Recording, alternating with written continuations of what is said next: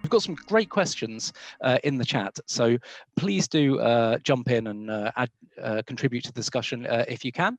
I'll just kick things off with a question of my own, actually, using my privilege. I was going to talk to you about A-levels. Do you know what A-levels are, and are you aware of the A-levels? I know that it is a test that people in high school take, right, to get into university. Correct. So at 18 in the UK, you'll take your A levels, and that will qualify you to go into university. And of course, in 2020, that didn't happen.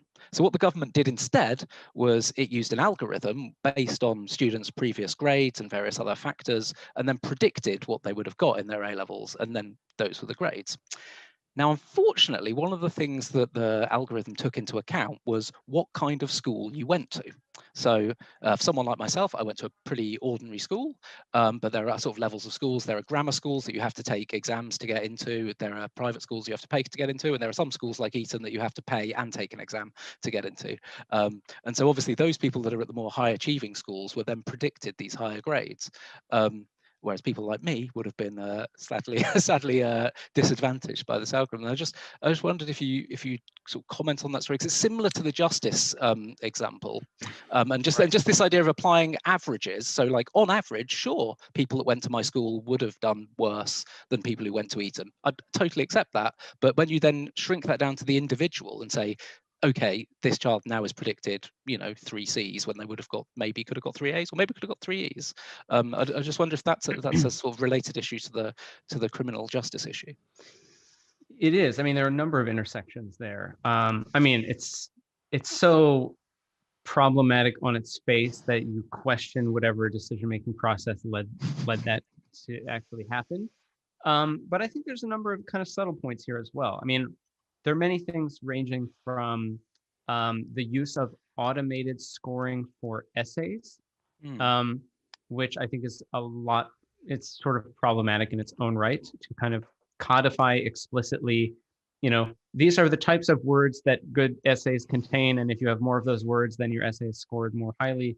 I myself taught creative writing in the University of Washington for many years, and I think anyone who has studied the history of art knows that the greatest artists have been the very people who have broken the mold, right? Beethoven's First Symphony, I think, begins with a 7th chord that was so dissonant to audiences at the time that people just walked out.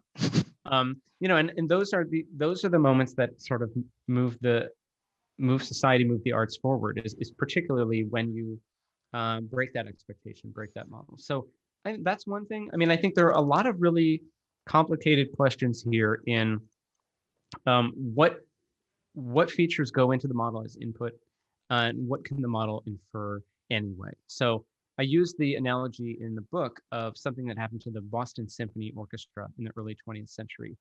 They were worried about gender representation. Basically, the symphony was all male. And someone had the idea of, well, let's start holding auditions blind behind a screen so that we can't, be biased whether someone's male or female.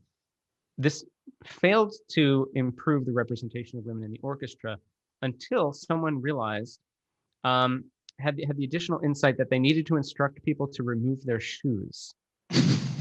Because as the auditioners walked out onto the parquet wood floor, it was completely obvious to the people, even though they were behind a screen, whether the person was wearing high-heeled shoes or flat, men's dress shoes. And I use this as an analogy in the book to think about machine learning. So there are a lot of cases where the law, at least in the US, civil rights law in the US, defines these things that are known as protected attributes. And you are generally not allowed to make a decision on the basis of those protected attributes. The problem is that these systems are awfully good at predicting those attributes, even when they're not told them directly. And so that's the first problem. The second problem, so you can say, oh, well, this model can't possibly be sexist because it doesn't know the sex of the applicant. All it knows is that they played field hockey, or they played lacrosse, or they played football, or whatever it is. Or they wrote their CV using these words. It turns out that any of that is more than enough for the model to infer the sex of the applicant. Secondly, there's this very counterintuitive point that was first articulated by Cynthia Dwork, a computer scientist at Harvard, called fairness through awareness, which is basically making the argument that in some cases, the only way to mitigate a harm is to know that particular attribute. So, for example, in Manhattan, white and black people self-report that they use marijuana at the same rate per capita, but black people are 15 times as likely to be arrested by the police for marijuana. So if you had someone, for you're considering them for a job or for parole or whatever it might be, and it says this person's been arrested 15 times for marijuana possession, um, you can imagine making the argument that it would be more fair to know their race, because you could say, oh, well, it's a black person, so that's mentally equivalent to a white person that's been arrested once. Right? But that sort of thing is only possible if you have access to the feature. And so that's a whole other kettle of fish. I've talked to many engineers at big tech companies who have said, my management tells me that I need to make sure there's no bias in my model, but they also tell me that because of GDPR or because of different things, I don't have access to the actual underlying data to know whether the model is biased or not, and yet I'm still expected to make sure that it's not. So I think there are some issues there that I would say the law still has to catch up to the actual computer science. Yeah, absolutely. Right, I'll crack into the questions. So Ask McNeil asked a question just saying, if an algorithm produced by an AI is found to have an inherent flaw, so for example, the discrimination, for example, would you then can you just correct an algorithm? Can you then add in that race data and subtract it in some way from your final decision? Or do you have to kind of scrap it and then start all over again? In some cases you can, and there are different model architectures that make that easier or harder. I think the big problem for many people is the unknown unknowns. What's in the model? If it believes these things, what else does it believe that we don't know about? So one example I give in the book, there was a study done in Pittsburgh about pneumonia and trying to build models to predict whether pneumonia patients should be held overnight in the hospital or released to go home. And there were a number of different teams competing, and the model that won was this, big neural network. And yet the very people who designed that big neural network, essentially pled, please don't actually use this in the hospital setting. And the reason they did that is that one of the simpler models used something called a rule list, which is basically these sort of if X then Y rules that the model learned. One of the rules that the model learned was, if the patient has asthma, they're probably going to be fine, and we should send them home. And that just didn't make any sense, right? So it's just intuitively obvious, if someone has pneumonia and asthma, that's worse than if they just have pneumonia. But the correlation was real in the sense that if you looked at the data set, the asthmatics did slightly better on average than the non-asthmatics, but that was only because they were treated as such high priority patients by the hospital. They received the best care, which is precisely the care that the model, of course, would deny to those patients.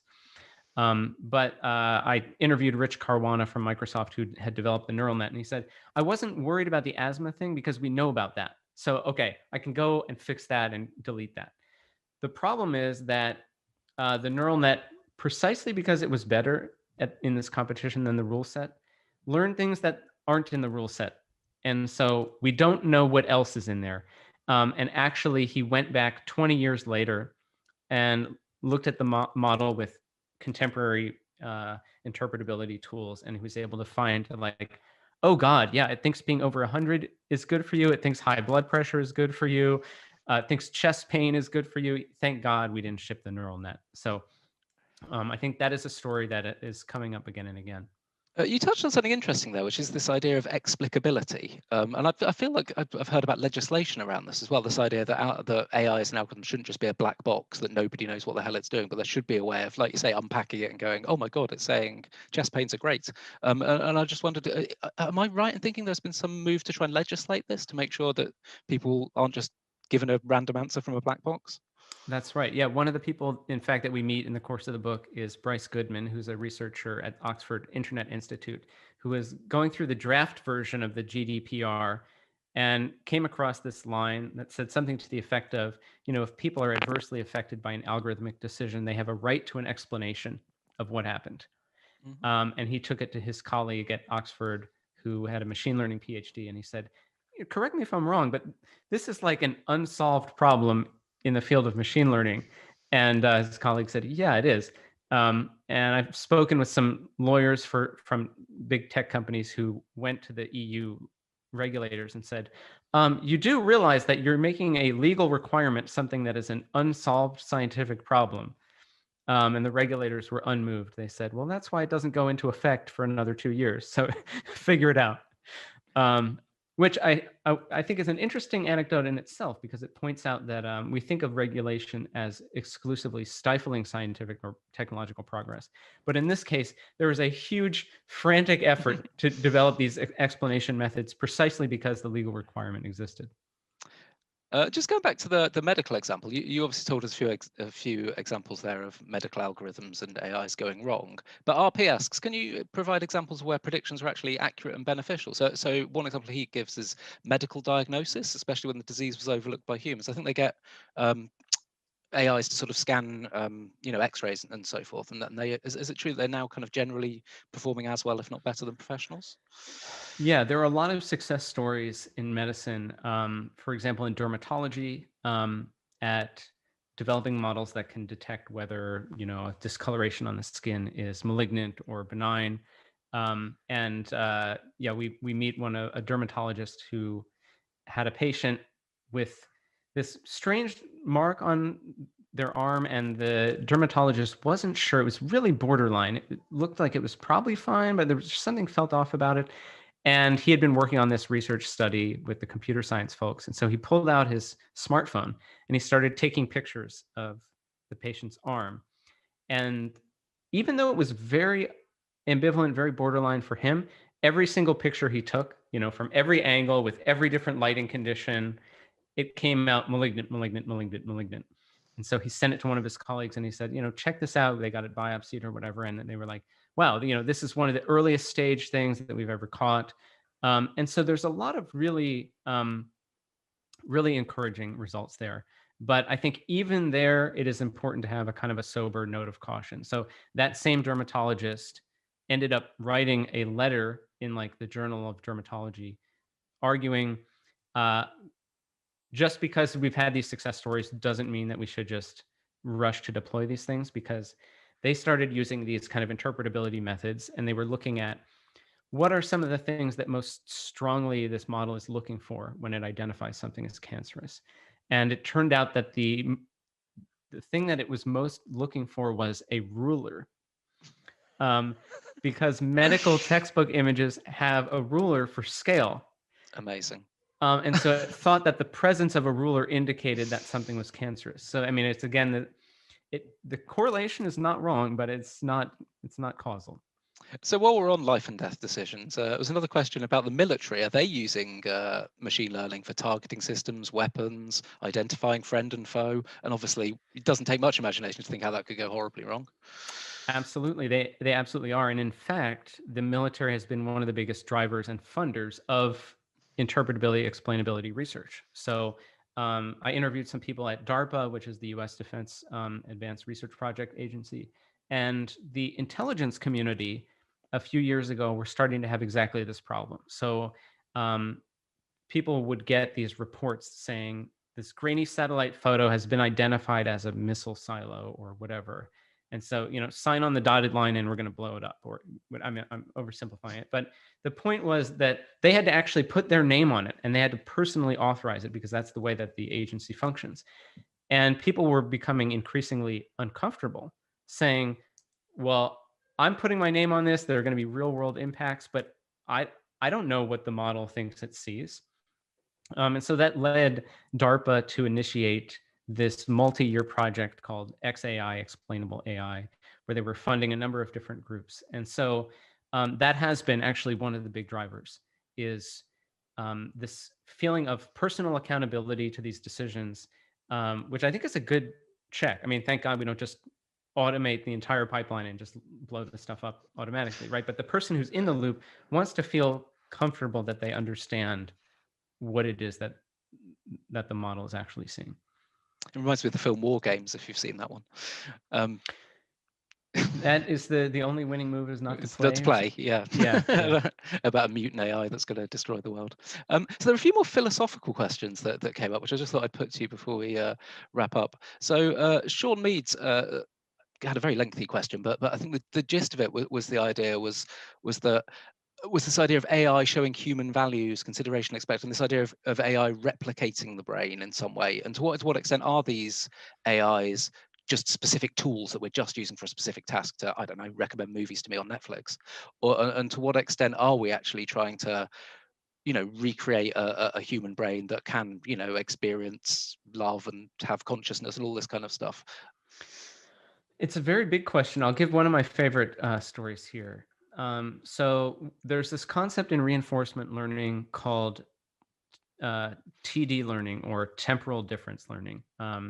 And the basic idea is, let's say you're developing a program to play Go or to play chess or whatever. It has sort of a running count of how likely it thinks it is to win the game. And if you make a move and then all of a sudden think, oh, shoot, now I'm probably going to lose. You don't need to wait until you lose the game to get information. So you can use what's called this temporal difference error of, a moment ago I thought I was fine, now I think I'm toast. You can use that as a learning signal. And so this has been very useful within the field going back to the early 90s. Separately, there was a bunch of advances in the 70s and 80s on like like the ability to actually observe in real time individual neurons in the brain, and in particular dopamine neurons. Dopamine neurons presented this real mystery where they appeared to correspond to rewards, but not exactly. They appeared to correspond to surprise, but not exactly. So there was this huge question mark over what role was dopamine playing in the brain. The data were very mysterious and no theory perfectly matched up. Well, once the reinforcement learning community got a hold of those data, they were like, oh, the brain's doing TD learning. And it turns out that this is the accepted story of the role of dopamine in the brain to this day. And so to me, I think there is a lot of very strong evidence like this that we are, in some cases, directly borrowing from cognitive neuroscience to solve things in reinforcement learning. In other cases, we're independently inventing something that then turns out to be the formal model to explain what's going on in the brain. So all of that to me suggests that we are indeed not merely developing engineering solutions that solve particular problems, but that we are in fact finding some of the canonical laws of intelligence, period. The same exact things that evolution itself has found. And also the same exact thing that Alan Turing said in his quote, that creating these things is teaching us about the brain as much as, as much as we're teaching it, how to learn. KAP Walsh had an interesting point, which is, how can the natural evolution of humanity's moral compass be taken into account with machine learning without the intervention process affecting that evolution? I suppose you made an AI in sort of, I don't know, 1820s Alabama, it would think slavery was brilliant. Whereas we don't quite think that now. Yeah, that's right. So that's really important, and I think that's coming to be more and more appreciated within the AI community. So I mean, if you think about the alignment problem as, imbuing into a system all of our norms and values, well, the last thing we want to do is lock 2021 values into a system and just let it run the world forever, right? For exactly this reason, right? If we had the aligned AI of the Middle Ages, I think it would be a nightmare. And it'd be very superstitious as well, I think.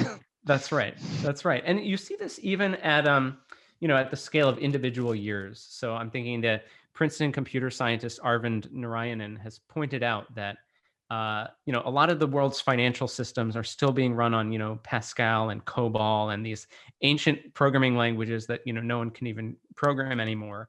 And he said, imagine the equivalent in machine learning. Like, we have this narrative that technology is moving so fast, we can't keep up. But in some ways, it's the opposite, right? We're running on critical infrastructure that was written in 30, 40 years ago. So imagine training a model today and having it still in production in the 2060s. That would be, again, a nightmare.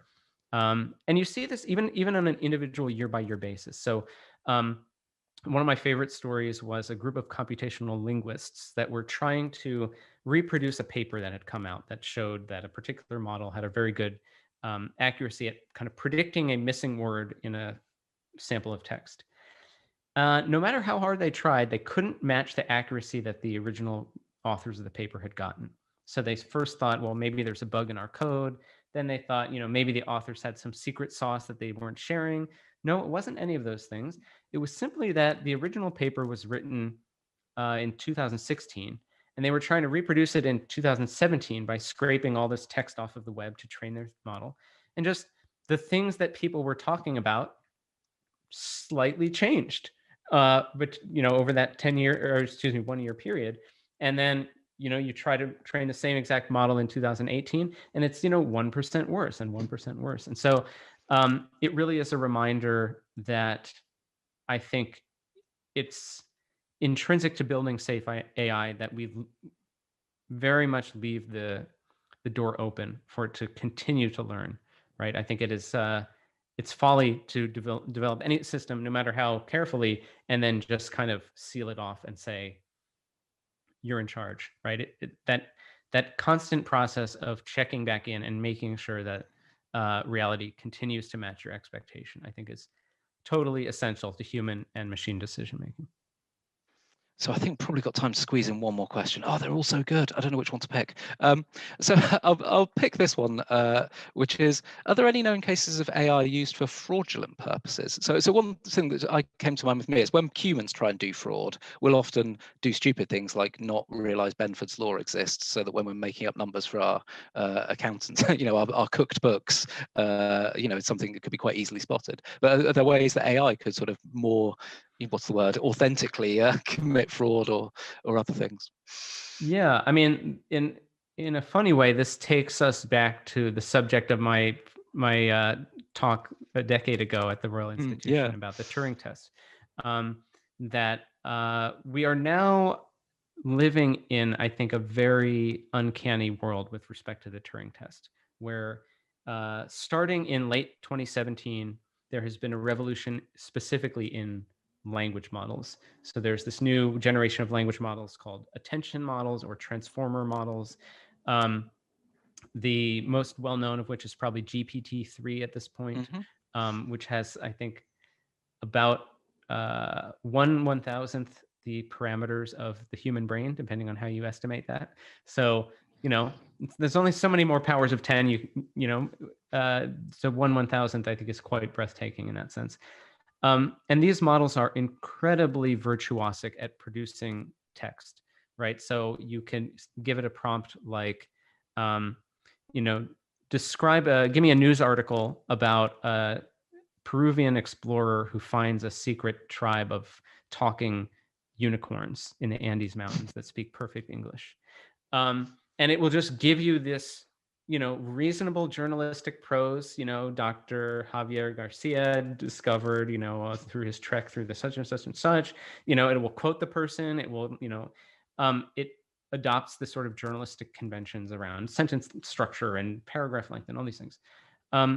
That technology, that sort of chameleon-like ability to produce reasonable, plausible text in almost any form, in response to almost any prompt on demand, I think is setting us up for a crisis of authenticity in terms of, online discourse. So I'm very, very, very curious to see how public forums like Twitter, like Reddit, are going to survive the ability to produce human-like speech at scale, for pennies, right? And not merely speech that seems human-like enough to kind of get past most people's filters, but that has some kind of worldview, right? You can tell it to constantly make arguments that are sort of pro or anti-EU or pro or anti some corporation or, you know, whatever. And it is not yet clear to me how we are prepared to deal with that. So I think that's going to be one of the major challenges of the next few years. I mean, my thought is it's going to be captures all the way down, isn't it? Every time you log into any website, you'll have to be solving these tests, and they get more and more intricate as AIs get better at solving them, and then us humans have to get better at.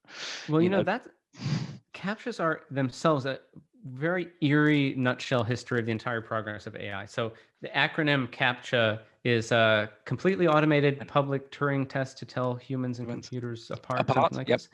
And so it is a Turing test. It's part of the acronym. And someone did a remarkable study on how difficult CAPTCHAs have gotten. So the average CAPTCHA in like 2008 took 8 seconds to fill out, and now it takes like 30 seconds. And as machines keep getting better, you know, the cognitive load required to successfully complete a CAPTCHA is just going to go up. And so what's the end game of that? The further irony is that most of the CAPTCHA data is being collected by companies like Google and used to train computer models. Like the reason that you have to click on pictures of stop signs or hills or buses or whatever is because it wants to automate the ability to recognize those very things. So, you know, from an American context, this is, I think about like the Miranda rights that get read to you when you're arrested. It's like, you have the right to remain silent. Anything you say can and will be used against you. So the very act of filling out a CAPTCHA is, you know, giving the very data to the machine that's going to automate that exact task that you're performing. So it is absolutely an arms race, and I'm not at all clear where that ends. I know we're slightly over time, but I've always wondered about this. So I did know that obviously when you click on stop signs, it's telling Google, you know, what stop signs are. But then how does it know you're right? Or does it sometimes check your answer with somebody else, and sometimes you just click anything and it's fine because it hasn't comparing it to any answer out there? So some of them are have already been answered by other people. Yeah. And it's checking to make sure that you give the same answer that the other people gave. And then others, and of course you never know which, are sort of novel, and it's just asking you what you think, and it might let you get through no matter what you say. And again, this goes back to the question of truth versus consensus, right? We're not training our models to identify what a school bus or whatever really is. We're training it to match the judgment of random people on the internet with better things to do who are being very impatient. So we'll see where that takes us. Well, that's probably a great note to end on. Thank you so much, Brian. That was absolutely fantastic. And thank you to everyone in the chat for your brilliant comments. I've just got a few things to say before I wave goodbye. Just a reminder, anyone in the world is welcome to join as a member or patron of the Royal Institution. You get a lovely membership card. You get to say, I'm a member of the Royal Institution, don't you know, to all your friends, which is great. And yeah, many other benefits besides. If you've enjoyed the stream, please do donate £10 or more. I can't stop you donating £100 or £1,000 if you want to. But as a charity, we'd much appreciate it. And of course, you can buy the book. The Alignment Problem is available in multinational corporations and also from your local bookstore. So do please go and check it out.